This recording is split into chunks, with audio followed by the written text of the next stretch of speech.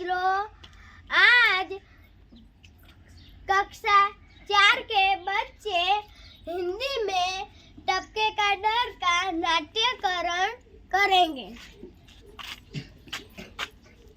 बारिश का दिन था। एक बहुत बड़ा सा जंगल था। उसमें बहुत ज्यादा बारिश पड़ रही थी।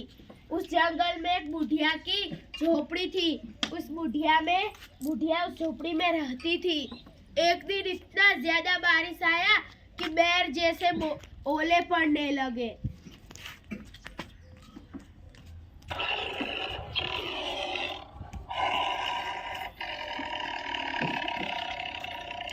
और वो बाघ बुढ़िया की झोपड़ी के पीछे छुप गया और बुढ़िया बोली, मैं चावल पका रही हूँ।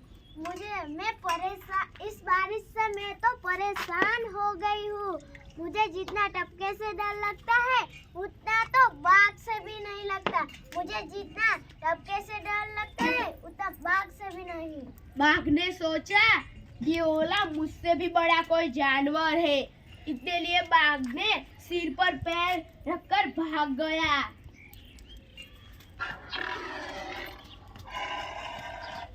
बाघ तो घबरा गया कि ओला मुझसे भी बड़ा कोई जानवर